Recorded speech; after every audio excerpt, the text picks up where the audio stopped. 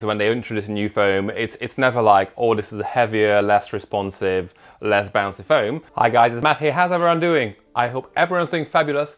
I'm back with another review. It's been a while. I think it's been a week since I last reviewed the Hoka Mach 5, and today I'm going to be reviewing another Hoka shoe, which is the Hoka Bondi 8. A big update from the Bondi 7, the predecessor of these shoes. This is Hoka's ultra cushion shoe. It's not just like well cushion, it's like ultra cushion shoe. And Hoka changed quite a lot of things similar to the Mach 5, but unlike in the case of the Mach 5, where the shoes were the Mach 4 was well regarded, the Bondi 7 had mixed reviews. So Hoka went ahead and revamped the shoes. So these shoes have a different foam, a different upper, and just run very differently than the Bondi 7, all of which I'm going to be detailing in this review of the Hoka Bondi 8. So let's get right into it. Let me just quickly run through the specifications of the Hoka Bondi 8 before I go into detailing what's different between the the predecessor and the new shoes. So the Bondi 8 has been released on the 15th of July 2022 in the US, and has just been released in the UK on the 1st of August, so at the time I'm actually recording this video, and it retails for $165 or £145, which is a slight increase in the US from the price of the Bondi 7, which was $160. However, it's a big jump in the UK from £130 to £145. Not sure what the reason is behind the bigger price difference in the UK. Nevertheless, it's in either countries there has been a significant increase in price. As you probably guessed, this is not a light shoe. So not just it is not a light shoe, but it's also heavier than the Bondi 7 used to be.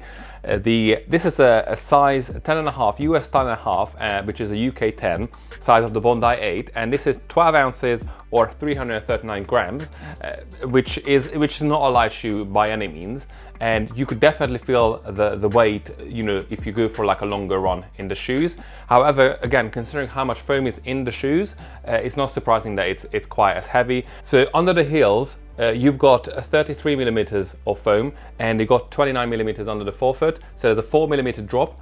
And again, by looking at the shoes, you would think that the drop is actually higher, or the stack height is definitely higher than that. And again, the stack height is not extremely high, but the foam itself is not the lightest foam. So it's not your ZoomX foam, it's not even the Profile Plus foam, which Hoka uses, or ASICS's FR Blast Turbo, that's the one, or Adidas's Light Strike Pro foam.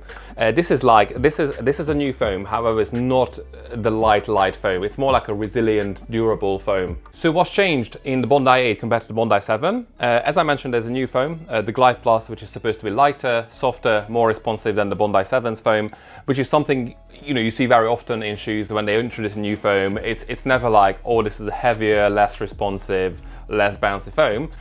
This is the case here. The new foam, which is called Glide Plus, is set to be lighter, softer, more responsive. Again, shoes are still pretty heavy. However, the foam is set to be lighter, so that is that. There's also the new extended heel geometry, so it protrudes a bit more towards the back to provide a bit more stability. Another change is the pillowed tongue. So this is a very pillowed, soft, padded tongue that the Bondi 8 has. Again, it helps reduce pressure from the mid section of the foot. And the shoes are also made of more recycled material, so they're slightly more sustainable than the Bondi 7 used to be. I don't think, obviously, these are like the most sustainable shoes in the world, but they're slightly more sustainable than they used to be. So there is that. Let's move on to the fit of the Hoka Bondi 8.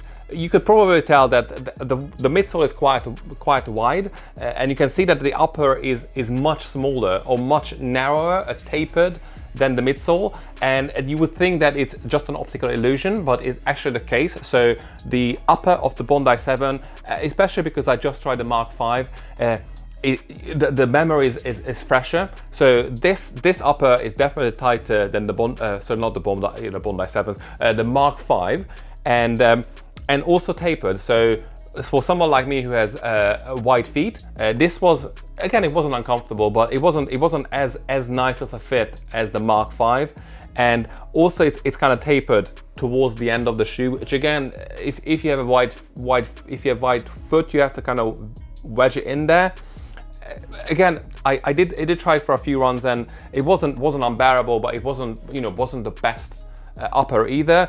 You also got the pillow tongue, as I mentioned earlier, which is super soft, and okay, it does make the shoes a bit warmer, I must say, because there is so much padding there. But I guess Hoka wanted to distinguish these shoes from the other Hoka shoes by making this like the softer, you know, running on clouds kind of stuff, which is, sorry, I know it's On's, you know, On's motto, but this is kind of like how you feel when you run in these shoes, the Bondi 8, because it's soft at the bottom, it's soft at the top, it's just soft everywhere. Moving on to the back of the shoes, again, you got the extended heel geometry, and then you also got like this, I would think this is a very low profile sort of heel collar that's also well padded.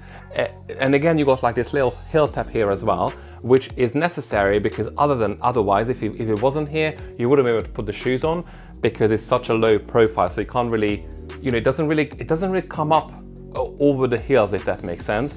And it kind of sits just slightly above the heels, and then the padding locks the heel down slightly. Weirdly enough, there's like this little padded bit around the heel, on the external side of the heel counter, which has a zero function as far as I can tell, apart from, you know, kind of like the aesthetic design of the shoes, because again, there's nothing is going to be pressed against the outside of the heel counter, but there's a bit of padding there, which I guess again adds to the weight, but I mean there's so much weight everywhere else in the shoes, it doesn't really matter. So to summarize, tapered narrow toe box, puffy tongue, and the midsection is kind of soft, and it has like probably the most give. And then the heel is very low profile. You got the heel tab, so it sits very low around the ankles. So that's how the shoes fit really. Moving on to the midsole of the Bondi 8. This is the new foam called Glide Plus, as I mentioned earlier. It's softer, lighter, more responsive. And it also has what's called the billowed design. So you got these grooves that run down on the side of the midsole, and at each groove or at each level, the shoes, like the midsole, gets wider and wider. And if you look at it from the front, or if you know kind of face the shoes from the front, you're gonna see what I call the pyramid design. So you got a very wide base, and as you go up, it gets tapered more and more. So you got this like triangular sort of shape of the shoes. The midsole itself is I would say like a medium firm, kind of soft in places, kind of harder in other places. It's not a dual density midsole, it's just colored differently. And again, there's plenty of this foam on the foot, and because of the width of the shoes, it feels super stable to run in them. Compared to the Bondi 7, it does feel a bit softer than that. I don't necessarily think it feels lighter, but it's definitely softer. The outsole used of the Bondi 8 is called Durabrasion. It's applied in a zonal pattern. So as you can see, it's not just like slapped on like a big slab of rubber. It kind of looks like there isn't a lot of rubber going on the outsole, but if you look at the finer details of the grooves in between the zonal pattern sections, you see there is like a big sort of stack of this rubber applied in the areas where it can be found. So it fills me confidence that should last for a bit longer. Obviously, I didn't put 500 miles in the shoe, so I can't tell. If you did, can you please leave a comment and let me know how the Bondi 7 was, or how the Bondi 7's outsole was more like. And you know, if you got the Bondi 8, if you put 500 miles in it in the last 2 weeks, that would be good to know. To have a bit of feedback on how long does the Durabrasion outsole last. Thank you. So how does it feel like to run in the Bondi 8? I was on a bit of, again, I tested the shoes after the Mach 5, and I really enjoyed the Mach 5. And I tried quite a lot of carbon plate shoes, high-stack carbon plate shoes recently. So I was used to either like a soft ride from the carbon shoes, or something like a more peppy like the Mach 5. And the Bondi 8 was on either of those, and it provided like this kind of old school. I want to use the word firm, but it's not firm. So I don't want this to be misleading. So the shoes actually have a bit of flexibility, but they are also kind of firm, right? This is what I mean when I say firm. So you can't fold it up completely, and because of that, it does give you this sense of stability. And because of the foam and the softer foam than the Bondi 7, It also feels like a bit springier than the Bondi 7 used to feel like, but it's far from being like a super responsive, you know, maximum energy return kind of ride. It's more like I'm gonna go out for an easy long run on a Sunday, and I need a shoe that is not gonna force me to run fast. That's not gonna push me to my limits. I just want a shoe that's gonna help me stay on track, and I want a shoe that's gonna be comfortable and soft enough to support my stride and my style and my easy run on a Sunday for long enough. And then for those runs, the Bondi 8 is an excellent choice. I definitely wouldn't recommend it for races, but you know, for those people who like to run a bit slower, who like to run a bit longer, this is probably you know, one of the best choices. I know that the Bondi series in general is kind of well regarded by marathon runners for training for this exact reason. So when you just need to build that mileage and you want shoes that can support you without, again, killing your legs, you know, this is a very decent option. Should you buy the Hoka Bondi 8? Well, this is an ultra cushion shoe for long distance training, for slower runs, for longer runs. And for that purpose, there are other shoes on the market that are equally as good as the Bondi 8, if not better. Shoes that come to mind immediately are the New Balance Fresh Foam X 1080 V12 and the On Cloudmonster, and even stuff like the ASICS Jam Nimbus 24. So they all kind of well cushioned everyday trainers, and some of them are cheaper than the Bondi 8. And I would think if you're after pure running experience, a plush running experience, then definitely New Balance 1080 V12. If you're after a bit of peppiness, I would probably choose the On Cloudmonster.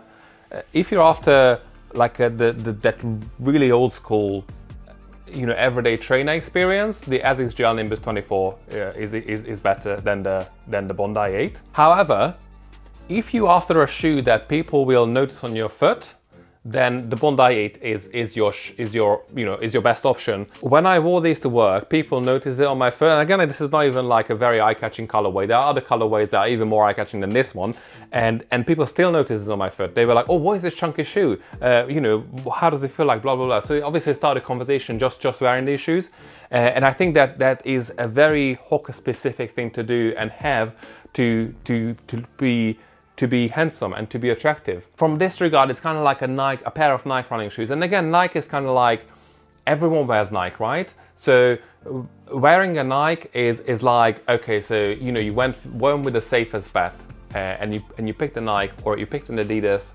They do very good running shoes. They do very good sneakers. But if you're in the know, you're gonna pick something different than Adidas and Nike. And if you want something stylish, there are a few options. And one of the best options is picking a Hoka.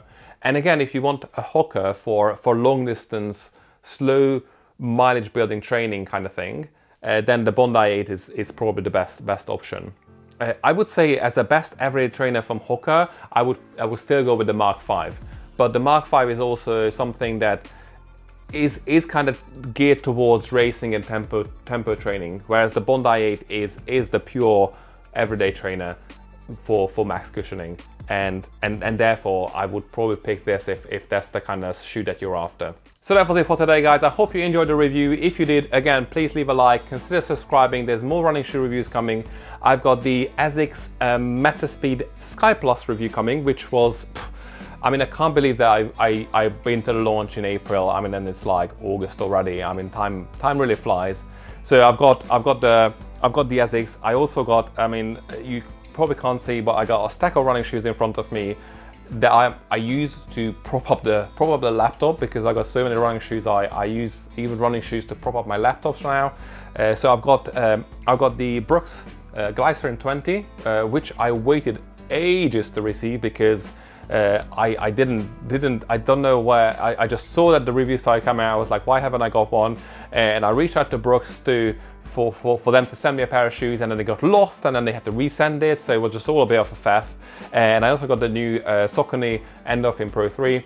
I got even more shoes, and I got a mystery wearable as well, which is going to be launched soon, and I just started testing that. It's very, very exciting, so stay tuned for that as well. Again, guys, thank you so much for watching, and I shall see you very, very soon. Bye! Fudge.